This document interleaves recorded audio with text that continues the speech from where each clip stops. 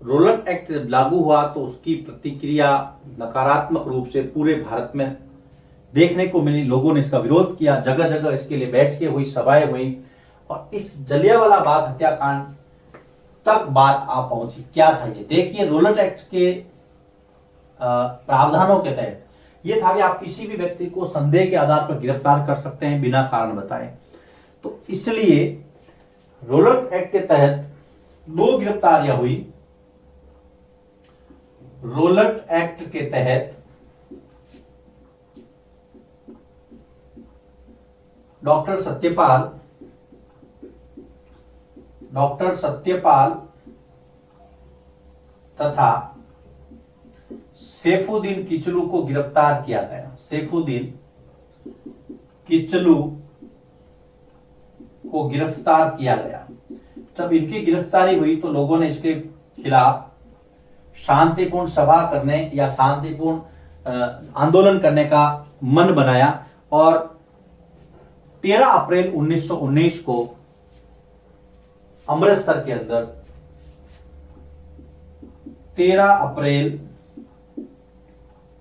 1919 को अमृतसर पंजाब के अमृतसर के जलियांवाला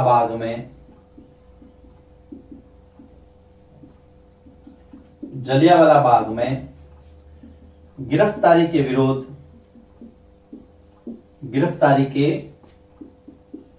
विरोध स्वरूप शांतिपूर्ण सभा चल रही थी। शांतिपूर्ण सभा चल रही थी, तभी क्या होता है, अंग्रेज पुलिस बल वहां आता है और जनरल डायर नाम का अंग्रेज अधिकारी आदेश देता है कि सभा पर गोलियां चलाई जाएं और वहां पर हजारों लोग मारे जाते हैं। जनरल डायर के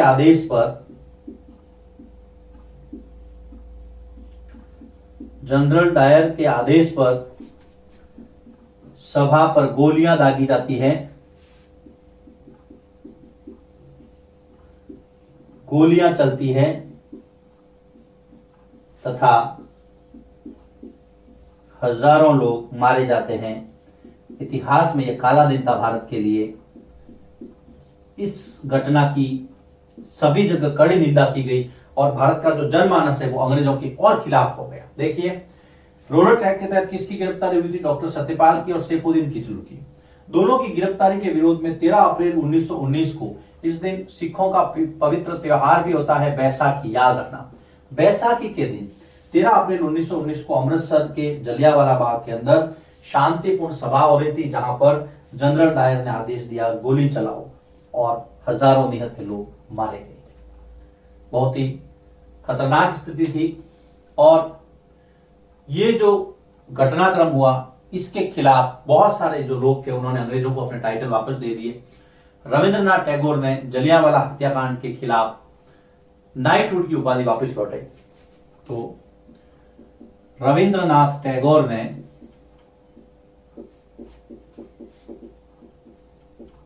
नाइटहुड की उपाधि लौटाई।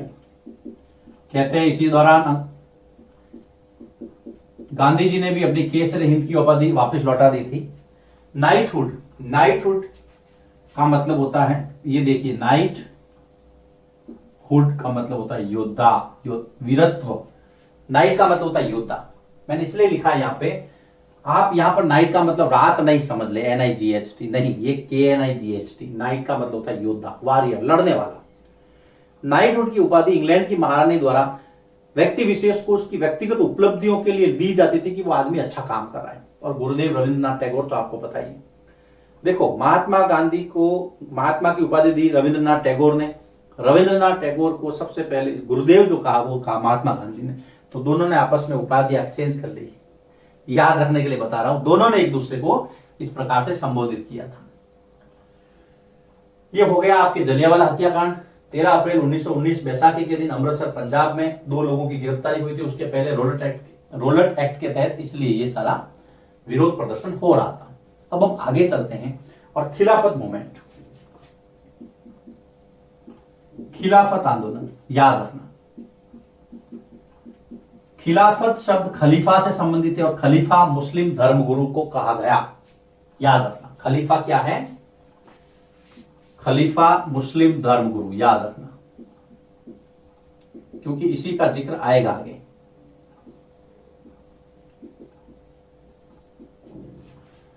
अब होता क्या है, पहले विश्व युद्ध में 1914 से 18 जो विश्व युद्ध चला था उसमें जो तुर्की था वो इंग्लैंड के खिलाफ लड़ा था। तो जैसे ही पहला विश्व युद्ध समाप्त हुआ तो जो हारे गए देश थे उनके साथ एक एक करके संधियां की गई। तो यहां पर जो तुर्की के साथ संधि की गई थी 1920 में, वो थी सेब्रे की संधि। देखो 1920 में, याद रखना 1920 में अंग्रेजों ने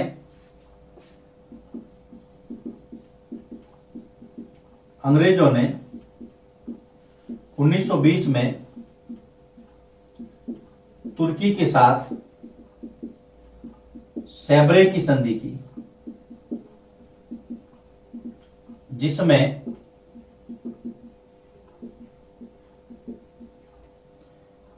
खलीफा के साथ जो ऑटोमन साम्राज्य था तुर्की का, मुस्लिम प्रभुत्व वाला, जिसको पूरा मुसलमान जगत अपना नेता मानता था, जिसमें खलीफा के साथ अपमानजनक संधि, अपमानजनक शर्तें थी। इससे भारतीय मुसलमान नाराज हो गए और उन्होंने अंग्रेजों के खिलाफ मोर्चा खोला। इस खिलाफत आंदोलन के जो नेता थे, देखिए अंग्रेजों ने संधि तो की तुर्की के साथ, लेकिन मतलब नुकसान यहां पर उनको, मतलब इन मुसलमानों, क्योंकि धार्मिक भावनाएं आहत होती है निश्चित रूप से। मैं तो हमेशा ये सबको कहता हूं कि भाई आप किसी की भी धार्मिक आपदाओं को आहत मत कीजिए। आप अपने धर्म को मानते हैं, अच्छी बात है, लेकिन आप दूसरे धर्म को भी सम्मान दीजिए। हमें कोई किसी के धार्मिक भावनाओं को ठेस पहुंचाने का कोई अधिकार नहीं। भाई मैं मंदिर जाता हूं, अच्छी बात है, आपकी भी इच्छा हो तो जाइए, तो मत जाइए, किसने कहा आप जाइए। मैं मस्जिद, गुरुद्वारा या चर्च, मेरी इच्छा होगा तो मैं जाऊंगा, मैं तो नहीं जाऊंगा, मैं मंदिर भी नहीं जाऊंगा। बताओ, जब हम धर्मनिरपेक्षता कहते हैं तो वो सब पे लागू होती है। इसलिए अपनी बातों से, अपने काम से किसी भी धर्म को ठेस नहीं पहुंचानी। मैं हिंदू आइडियोलॉजी को फॉलो करता हूं, अच्छी बात है, लेकिन आप अपनी आइडियोलॉजी को फॉलो करते हैं, वो भी अच्छी बात है, लेकिन आपको या मुझे कोई अधिकार नहीं कि हम एक दूसरे की धार्मिक भावनाओं को आहत करें। यहां पर भी यही हो रहा था। 1914 में जब हम भारतीय सैनिकों को अंग्रेजों ने अपनी सेना में भर्ती किया तो उनको कहा था कि हम तुर्की के साथ कुछ नहीं करेंगे, लेकिन अंग्रेज बात बात पर पलटने वाले थे, उन्होंने ये किया। इस आंदोलन के जो दो नेता थे, मोहम्मद अली और शौकत अली, नाम याद रखना। खिलाफत आंदोलन के मुख्य दो नेता थे, एक तो थे मोहम्मद अली और एक थे शौकत अली, नाम याद रखना। फिर 1924 के अंदर क्या होता है, मुस्तफा कमाल पाशा जो है वो तुर्की पे अधिकार करता है, वहां की गद्दी पर गद्दी संभालता है और खलीफा का प्रश्न समाप्त हो जाता है, आंदोलन भी शिथिल पड़ जाता है। लेकिन इस आंदोलन ने हिंदू और मुसलमानों को एक साथ आने का मौका दिया। खिलाफत आंदोलन ने हिंदू मुसलमानों को एक साथ आने का मौका दिया। गांधी जी ने आह्वान किया, आओ हिंदुओं और मुसलमानों, तुम सब भारतीय हो, हम मिलकर के भारत माता के लिए लड़ाई लड़ते हैं। और ये जब हुआ तो लोगों की पहल कदमी करके आपके टॉपिक आया है और शुरू होता है असहयोग आंदोलन, लोगों की पहल कदमी। और ये जो टॉपिक है ना, इसमें जो पहला टॉपिक शुरू होता है बेटा, वो होता है non cooperation movement. Gandhi ji के नेतृत्व में असहयोग आंदोलन शुरू हुआ और वो होता है 1 अगस्त 1920 से गांधी जी के नेतृत्व में ये आंदोलन शुरू हुआ। गांधी जी, इसमें लोगों से आह्वान किया गया कि आप सरकार का सहयोग मत कीजिए, असहयोग, नॉन कॉपरेशन। भाई अंग्रेज तो मुट्ठी भर हैं, उनको सहयोग कौन करते हैं, हम लोग ही तो करते हैं। मैं कहता हूं भ्रष्टाचार खत्म होना चाहिए, लेकिन मेरी कई फाइल होती है सरकारी ऑफिस में, मैं पहले जाके उसको कहता हूं भाई साहब ले लो ना, ऊपर से जो भी हो, मेरा काम कर दो। तो आप खुद ही उसको बढ़ावा दे रहे हो। अंग्रेजों को सहयोग कौन कर रहा था, हम कर रहे थे। तो गांधी जी ने कहा कि हम सहयोग नहीं करेंगे, शांतिपूर्ण, कोई कहे काम करो, नहीं करना है, बस हिंसा नहीं करनी है, अहिंसात्मक तरीके से आपको काम करना है। 1 अगस्त 1920 को असहयोग आंदोलन गांधी जी के नेतृत्व में शुरू हुआ। इसका मकसद था ये अंग्रेजों के खिलाफ असहयोग करना, सरकारी संस्थाओं में असहयोग, है ना, याद रखना, सरकारी संस्थाओं का बहिष्कार। इसका कार्यक्रम क्या थे? सरकारी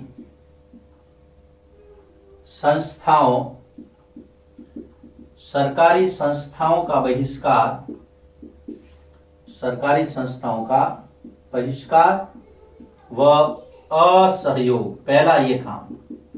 दूसरा, स्वदेशी अपनाओ, स्वदेशी वस्तुओं का प्रयोग करना, विदेशी नहीं, विदेशियों को भगाओ, स्वदेशी वस्तुओं का बहिष्कार। ये इसके कार्यक्रम थे, हम आगे पढ़ेंगे किस तरह से ये फैला। लेकिन सरकारी संस्थाओं का बहिष्कार करना, स्वदेशी अपनाओ यानी स्वदेशी जो वस्तु है उसका उपयोग करना, और सरकार के साथ में बिल्कुल भी सहयोग नहीं करना। मैं तीसरा यहां लिख रहा हूं, सरकार अर्थात ब्रिटिश सरकार के साथ असहयोग की नीति, नॉन कॉपरेशन, वो भी शांतिपूर्ण तरीके से, याद रखना, हिंसा नहीं करनी। गांधी जी जो है वो हिंसा के तो सख्त खिलाफ थे। खिलाफत आंदोलन देखिए, 1920 में तुर्की ने जो सैबरे की संधि की थी, तुर्की के साथ, अंग्रेजों ने, इंग्लैंड ने, तो उससे भारतीय मुसलमान नाराज थे। मोहम्मद अली और शौकत अली दो नेता हैं। ये खलीफा के प्रश्न पर था, इसलिए इसको खिलाफत कहा गया। फिर 1924 में मुस्तफा कमाल पाशा ने वहां पे राजनीतिक परिस्थितियां चेंज कर दी, यह आंदोलन ढीला पड़ गया। उसके बाद में जो मुख्य बिंदु है, असहयोग आंदोलन कब शुरू हुआ? 1920 में। किसने किया? गांधी जी का नेतृत्व। क्या चाहते थे? सरकार के साथ असहयोग करेंगे। 3 बिंदुओं में इसको समेटना है आपको, जो मैंने आपको समझा दिया। अब हम बात करते हैं भारत के विभिन्न हिस्सों में असहयोग आंदोलन कैसे फैला, कैसे लोगों ने उसको सपोर्ट किया। ये प्रश्न, बड़ा प्रश्न आता है, हम उसको आराम से अलग अलग बिंदुओं में समझेंगे। लिखिए इसको, फिर मैं अगले वीडियो की तरफ मूव करता हूं।